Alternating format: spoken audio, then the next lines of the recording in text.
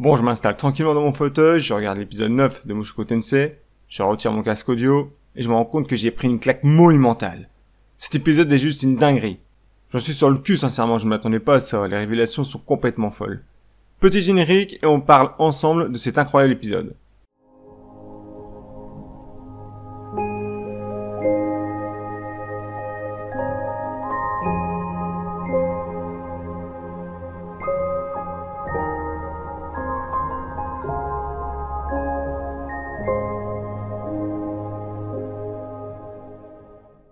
Bon, je n'en ai pas parlé dans mon introduction, mais enfin on sait pourquoi Fitz refuse de dévoiler sa véritable identité à Rudeus, et je dois dire que je m'attendais pas à une raison aussi débile. Je le dis à moitié en marrant car au fond, oui ok, je peux comprendre qu'elle ait peur que Rudeus ne se souvienne pas d'elle, mais elle espère quoi en ne disant rien non plus. Ça risque pas d'avancer comme ça son histoire, surtout que je me souviens dans un épisode où il se croise à la bibliothèque de la faculté de Ranoa. Rudeus explique que sa famille a été retrouvée suite à la catastrophe ayant eu lieu sur Fitoa, mais qu'il recherche une amie d'enfance. À un moment donné, tu peux aussi faire tilt, quoi, et te dire, il y a de grandes chances qu'il s'agit de toi, car avant la catastrophe, Rudeus, il traînait pas avec 50 potes non plus. Je trouve ça vraiment dommage que les détails n'ont pas été plus approfondis que ça, tout comme lorsque Rudeus voit sortir pour la première fois la baguette de magie de Fitz. Il fait tout de suite le rapprochement qu'il s'agit de celle dont il avait fait cadeau à Sylphie, mais rien de plus.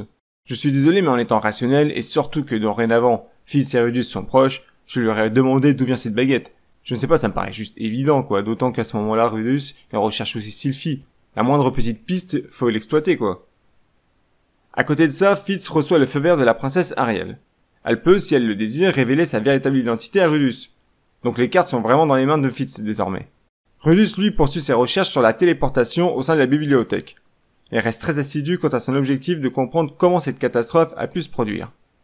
Il demande conseiller auprès de Fitz, si elle ne connaîtrait pas quelqu'un qui s'y connaît en magie invocatrice, et il se trouve qu'il existe une personne au sein même de Ranoa, la fameuse Silent.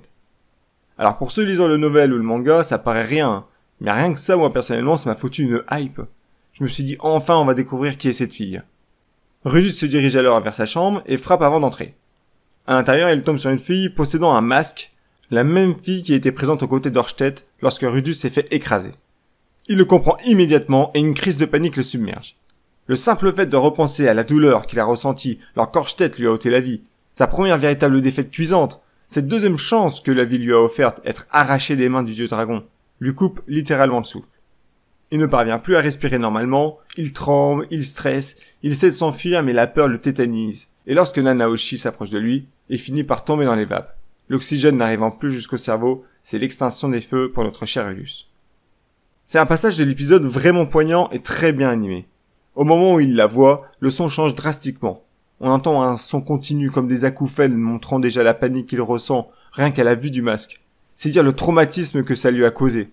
Il ne le mentionne jamais et à travers les épisodes c'est clairement le départ d'Eris qui nous paraît comme le plus traumatisant pour Rudeus. Mais le fait d'avoir côtoyé la mort de près, tu m'étonnes que c'est traumatisant pour lui. À sa reprise de conscience sur les genoux de Fitz, Rudeus s'apprête à apprendre la vérité en ce qui concerne Nanaoshi et elle est costaud.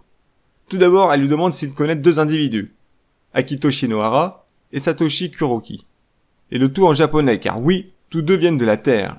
Alors confondez pas le japonais utilisé à travers les épisodes pour qu'on puisse tout comprendre. Là, ils utilisent bien les mots pour faire la transition entre la langue parlée dans le monde de Fitz et la langue parlée sur Terre par les japonais. Et si Nanaoshi demande à Rudeus s'il connaît l'un des deux noms, c'est parce qu'il s'agit de la fille dont Rudeus s'est empressé de sauver dans sa vie antérieure avant de mourir dans un accident de la route. Cette fille a le même visage que Nanaoshi et les deux noms correspondent probablement aux deux garçons qui se trouvaient avec elle au moment du drame. Elle cherche à savoir si Rudeus est l'un d'eux et s'est retrouvé plongé dans ce monde tout comme elle. Mais Rudeus et Nanaoshi n'ont pas le même point d'arrivée au sein de ce monde fantastique. Et c'est là que la révélation de Nanaoshi va être dingue. Rudeus lui est arrivé par réincarnation au sein de l'enfant né entre Zenith et Paul Greyrat, tandis que Nanaoshi est apparu par incantation. Une personne tiers de ce monde l'a invoqué. Déjà, ça me laisse sur les fesses d'apprendre qu'une autre personne venue du Japon se trouve au sein de ce monde. Ça se trouve qu'il en existe d'autres. Elle demande alors à Rudeus s'il accepte de collaborer avec elle pour qu'il trouve un moyen de retourner dans leur vie d'avant, mais là il y a un hic. Contrairement à Nanaoshi qui avait une vie épanouie, sûrement beaucoup d'amis, des parents qu'il aime, etc., Rudeus, lui, a une vie sensiblement à l'opposé de la sienne. On connaît très bien désormais ce qu'il a traversé, et bien évidemment que contrairement à elle, il est beaucoup moins enjoué de trouver un moyen pour retourner sur Terre. et ça nous rappelle à quel point ici, Rudus il est heureux.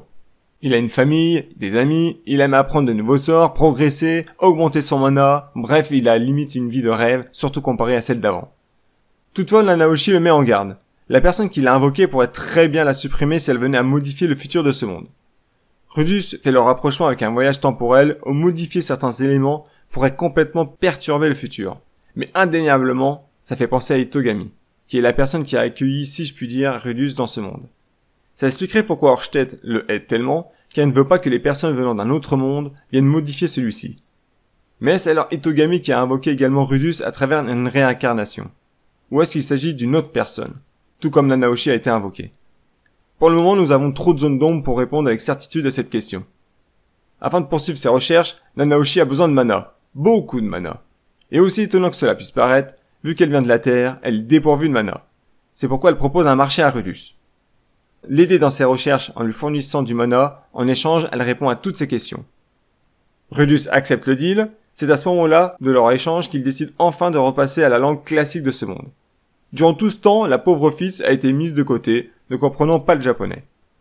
Beaucoup de scènes durant l'épisode d'ailleurs nous le font clairement comprendre, le regard baissé, l'écart qu'elle prend par rapport aux deux autres. Elle passe clairement pour une étrangère durant ce laps de temps, ne comprenant absolument rien de ce qu'ils se disent. À la limite, elle ne peut que se fier à l'expression de leur visage. Donc en gros, à Rudus, car Nanaoshi avec son masque, ça va être un peu plus compliqué de lire sur son visage. Donc nos amis reparlent dans la même langue, lorsque Nanaoshi s'apprête à révéler du très lourd concernant la catastrophe s'étant abattue sur la région de Fitoa. Cela s'est produit il y a 5 ans, pile au moment de son invocation. Autrement dit, pour elle, elle peut être la cause de cette catastrophe. C'est quand même dingue cette révélation qui expliquerait que la destruction de toute une région soit due à une invocation magique pour faire venir un humain d'un autre monde. L'animation de Fitz ne rend le passage que plus choquant, en voyant pour la première fois s'emporter et éclater sa colère contre Nanaoshi. D'ailleurs, à noter que cette dernière se défend alors qu'elle ne dispose pas de mana. Mais les bagues qu'elle passe autour de ses doigts doivent lui permettre d'avoir recours soit à du mana, soit à une panoplie de sorts. Ça expliquerait comment jusqu'à présent elle est parvenue à se débrouiller sans mana, car elle a quand même voyagé à travers le monde, pour pouvoir se défendre un minimum je pense. Après Oerstedt a pu lui en faire cadeau également, on ne sait pas vraiment pourquoi il a accepté de la prendre sous son aile, une femme sans mana ni pouvoir, peut-être qu'il a une idée derrière la tête aussi. En tout cas un épisode magistral, je ne m'attendais vraiment pas à un scénario comme ça, c'est vraiment un manga bien construit, y a pas à dire. On risque de croiser plus régulièrement la route de Silent désormais. J'espère que ça ne va pas rebuter l'envie de Fitz de révéler son identité à Rudus. Faudrait pas qu'elle voie en Silent une nouvelle rivale, car on sait que Fitz se sous-estime énormément. Zanoba, le roi démon, Nanaoshi maintenant, ça commence à faire pas mal de choses à gérer pour Rudus. Il va pas voir les journées passer celui-là. En tout cas, j'espère que vous avez pris un grand plaisir, tout comme moi, à découvrir cet épisode 9 de Mushoku Tensei. Je vous dis à une prochaine vidéo. Ciao ciao.